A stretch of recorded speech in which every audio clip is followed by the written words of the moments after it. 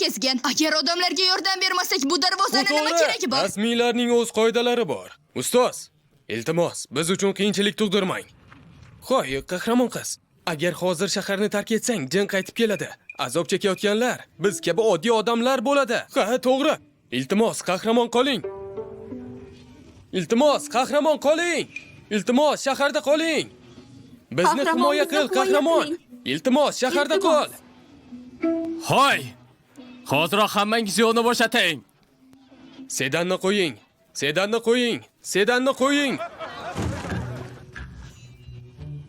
Xonim, uyimda ajoyib taom va sharoblar bor. Iltimos, bir necha kun uyimda qolib mehmon bo'ling.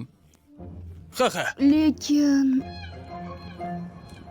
Siz bilan gaplashib olsak maylimi?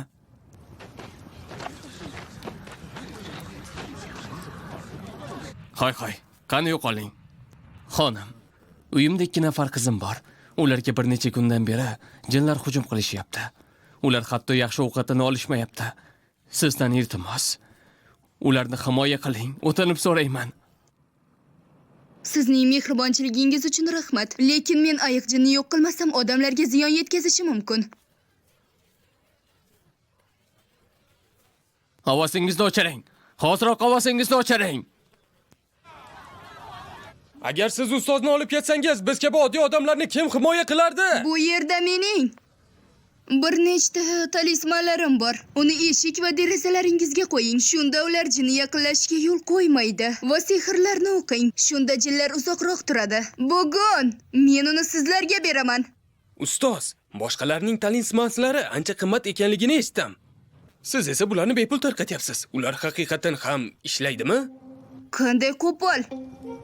Bularni xo'jayinim ketishidan oldin meni himoya qilish uchun tashlab ketgan edi. Noshukrlik qilmang, juda noshukur ekansiz. Yetarli, unutinglar. Ularda hammasini olaman. Iltimos, narxini ayting. Mana 5 tanga to'layman. 10 tanga. 60 tanga. Nega u narxni oshiryapti? Men 1 tayal to'layman.